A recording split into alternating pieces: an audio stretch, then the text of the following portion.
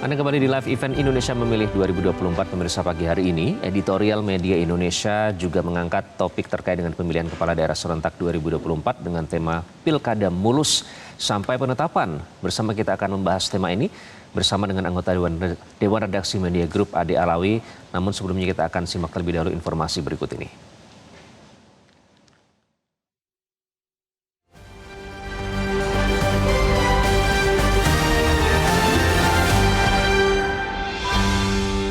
Pilkada mulus sampai penetapan.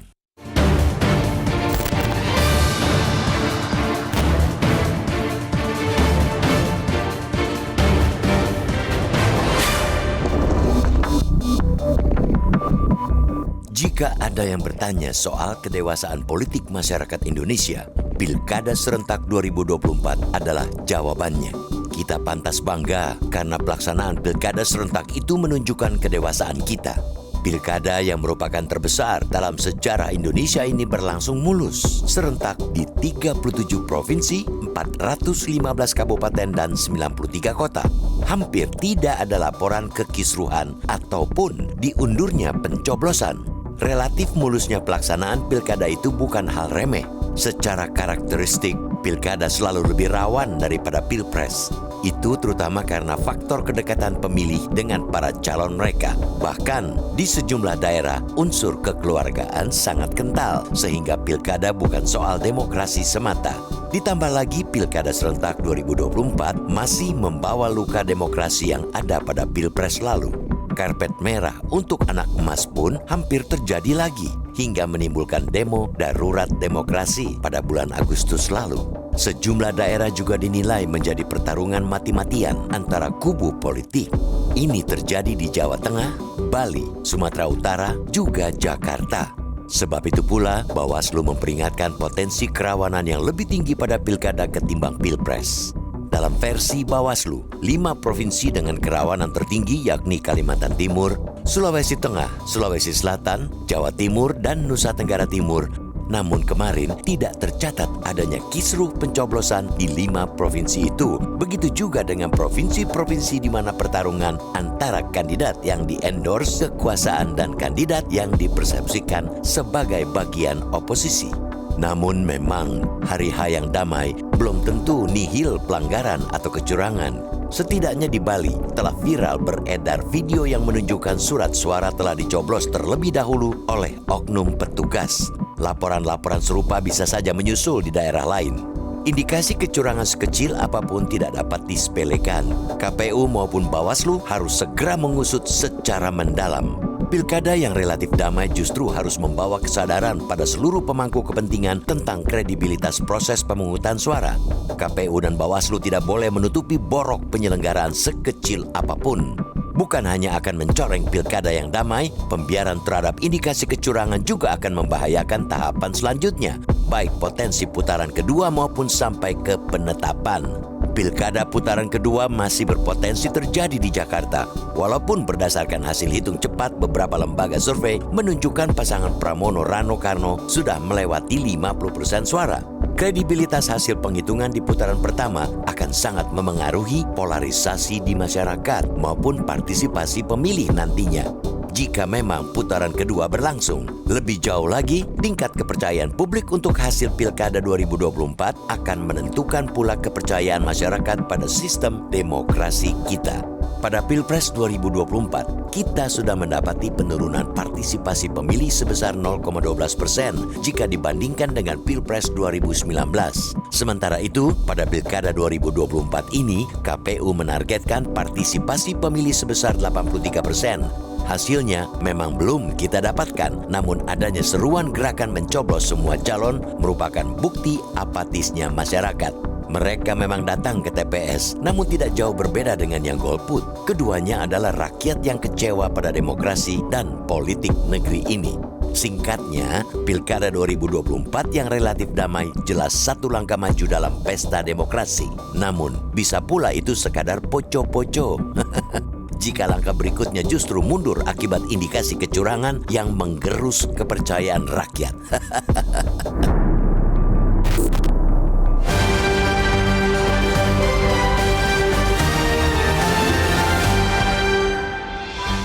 Pilkada mulus sampai penetapan telah menjadi topik dalam editorial media Indonesia. Sudah hadir anggota Dewan Redaksi Media Group Ade Alawi. Mas Ade, selamat pagi. Pagi, Iqbal. Mas Ade, bagaimana catatan media Indonesia menghadapi Pilkada kali ini yang sebenarnya ini terbesar ya dalam sejarah Indonesia? Betul. Apa saja catatan media Indonesia?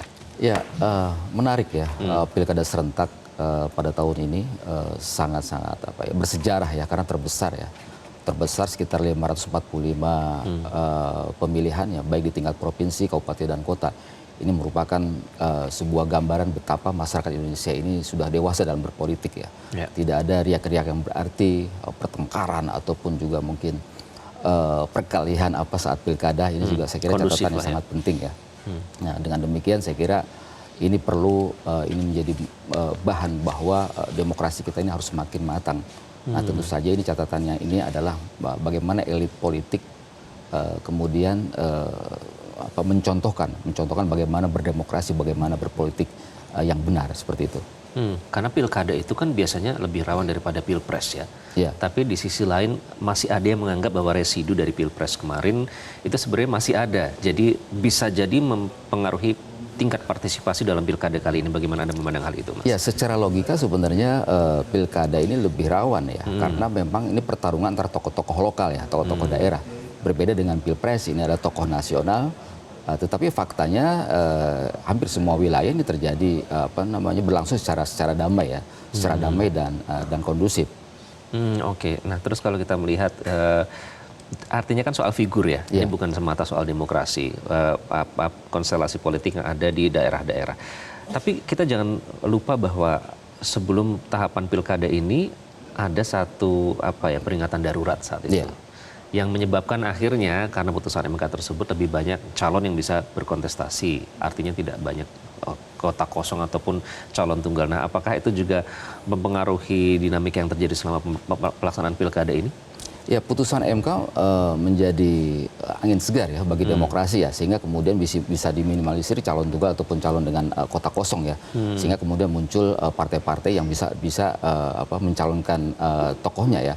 Dan ini merupakan sebuah langkah maju ya dalam berdemokrasi. Namun yang paling penting adalah dalam pergelaran pesta demokrasi ini tidak hanya demokrasi prosedural bahwa kita telah melaksanakan tahapan-tahapan, tetapi yang paling penting adalah bagaimana demokrasi kita semakin berkualitas ya. Salah satu indikator dari demokrasi yang berkualitas adalah ditandai dengan pemilu yang berkualitas ya. Pemilu yang berkualitas ini tidak hanya selesai pada tahap administrasi, tetapi kecurangan-kecurangan ini juga saya kira harus diproses secara hukum ya. Menurut catatan Badan Pengawas Pemilu, ada sekitar 2.400 pelanggaran, dugaan pelanggaran. Di antaranya adalah pelanggaran dengan politik uang. Ini tidak bisa dibiarkan, karena pembiaran ini akan muncul nanti kasus-kasus serupa. Jadi mesti ada satu tindakan yang sangat tegas dari Bawaslu, tidak pandang bulu, bagaimana penegakan hukum pemilu itu harus betul-betul ditegakkan. Oke, karena tadi saya juga sempat berbincang dengan Mbak Titi ya dari kepemiluan, dosen kepemiluan, menyatakan bahwa sebenarnya angka penegakan hukum dari kecurangan tersebut tidak sebanding dengan banyaknya yang ditemukan di lapangan. Nah, artinya apakah ini tidak kalah penting tahapan setelah pencoblosan berlangsung untuk tindak lanjut dari dugaan-dugaan pelanggaran terutama politik uang itu, Mas Ade? Kalau kita melihat bagaimana pemilu berkualitas ini, kita harus melihat dari dari sebelum, saat dan pasca. Ini tiga rangka ini satu kesatuan yang saling menguatkan, di mana kita bisa menilai pemilu ini berjalan secara fair ya, secara bebas, kemudian juga secara berkeadilan. Nah, ini yang saya kira harus dilihat ya. Oleh karena itu kita berharap Bawaslu, kemudian juga KPU dan seluruh penyelenggara pemilu ini harus betul-betul menegakkan hukum pemilu. Jangan sampai pemilu ini hanya sekedar prosedural berjalan sebagaimana waktu yang telah ditetapkan, tetapi bisa meningkatkan kualitas demokrasi kita. Nah, ini yang catatan dari Bawaslu juga saya kira cukup memprihatinkan, bagaimana politik uang berjalan secara masif.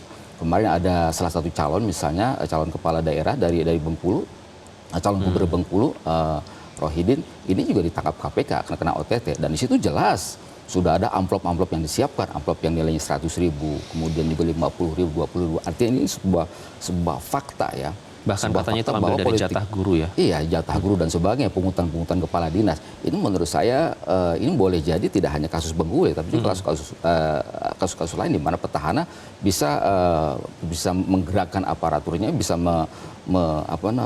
melebarkan pengaruhnya untuk mendapatkan uang seperti itu. Jadi kalau kita berbicara dalam skop yang lebih besar dan visi ke depan ya Mas Ade ya, artinya kalau misalnya ada pembiaran ataupun penegakan hukumnya lemah, apakah ini juga turut berkontribusi dengan normalisasi politik uang itu di masyarakat? Nah, terkait dengan politik uang Kan tidak ada yang bilang lebih permisif, Mas tidak Ades. semata-mata law enforcement ya, tetapi juga secara kultural juga ini mesti bergerak ya. Tokoh-tokoh masyarakat, kemudian juga tokoh-tokoh agama dan elit politik. Ini tidak lagi menggunakan politik uang. Jadi kalau misalnya kita bekerja pada law enforcement, berarti kita bekerja pada sektor hilir ya. Tetapi yang paling penting adalah bagaimana sektor hulu, pendidikan, kemudian juga edukasi dan peningkatan secara budaya. Ini tidak lagi kita menggunakan politik uang.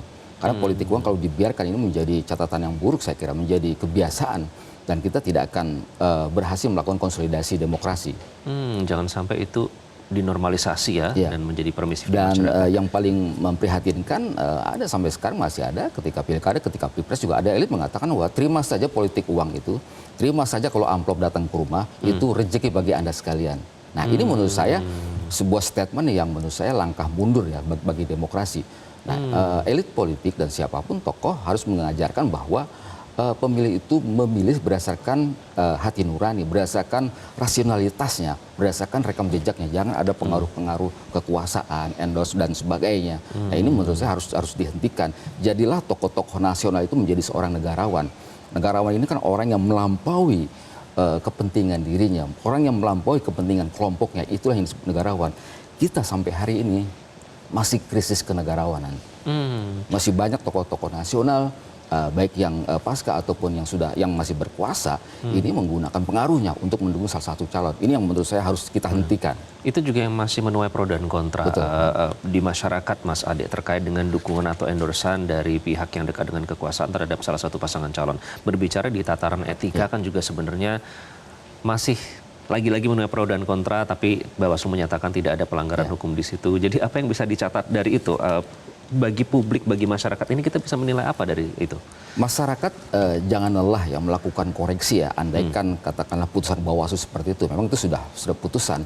Tetapi kedepannya hal-hal seperti ini, hal yang bisa menimbulkan polemik, hal-hal yang dimana kita ingin mengedepankan politik yang substantif, politik yang bernilai, politik yang berintegritas, ini menurut saya tidak boleh lagi terjadi. Dua hal yang akan menjadi pondasi bagaimana kualitas pemilu semakin meningkat, bagaimana kualitas demokrasi semakin meningkat apabila kita berdasarkan pada dua hal, yaitu hukum, peraturan perundang-undangan dan etika. Dua hal ini saya kira tidak boleh kita lepaskan. Jangan kemudian ada celah hukum di situ. Jangan ada wilayah gray area kemudian dimainkan kepentingan-kepentingan sesaat untuk menggolkan kepentingannya. Ini saya kira sangat berbahaya ya bagi demokrasi kita dan bagi kita yang ingin bagaimana kita ingin menciptakan kemajuan, kita ingin meraih Indonesia Emas 2045. Nah, secara politik ini yang paling penting menurut saya, karena politik ini kan dimensinya bisa kemana-mana, bisa ke politik bagaimana di legislasi dan sebagainya, ekonomi dan sebagainya, ini akan berpengaruh kemana-mana. Cara-cara politik yang kotor ini akan melahirkan watak pemimpin yang kotor pula. Jadi proses yang buruk ini akan melahirkan pemimpin yang buruk. Karena salah satu dari pemilu yang berkualitas adalah apabila melahirkan pemimpin yang amanah dan berintegritas. Tidak hanya berkualitas tetapi juga berintegritas. Banyak calon-calon kepala daerah, banyak pemimpin kita secara pribadi punya kapasitas, secara pribadi punya kapabilitas, akseptabilitas, tapi secara integritas lemah. Ini yang saya kira harus kita koreksi secara jujur. Oke, nah kemudian apa pentingnya perwujudan dari netralitas itu bagi pendidikan politik masyarakat, Mas Ade? Netralitas aparatur pemerintah ini sangat berpengaruh ya pada kualitas pemilu ya. Berdasarkan catatan dari Bawaslu ada sekitar 140-an laporan dari ASN ini yang terlibat dalam kampanye salah satu calon. Ini juga menurut saya satu hal yang buruk ya bagi demokrasi. Jadi ini tidak boleh ada lagi. Nah, kenapa aparatur bergerak di lapangan untuk mendukung salah satu calon? Karena ini juga dicontohkan oleh pemimpin yang di atas. Kalau pemimpinnya tegas, dan bisa menunjukkan bagaimana kesetaraan, bagaimana dia netral di atas semua kepentingan politik, di atas pusaran kontestasi. Ini menunjukkan sesuatu yang sangat berharga, bahwa demokrasi ini harus betul-betul dimulai dari atas. Karena budaya kita masih paternalistik, budaya masih melihat ke atas, masih melihat ke tokoh, apalagi secara struktural kekuasaan ini akan berpengaruh kepada aparatur pemerintahan di bawahnya. Oke, Mas Ade, terakhir ini kan berharap mulus sampai dengan penetapan ya. Kalau dari catatan-catatan tadi, bagaimana agar semua pihak bisa berkontribusi supaya pemilu kali ini bisa menjadi tonggak demokrasi menuju ke arah yang lebih baik selanjutnya? Kita masih ada waktu sampai penetapan. Jadi kita masih tunggu hasil real count dari KPU, meskipun tadi malam sudah 100% ya.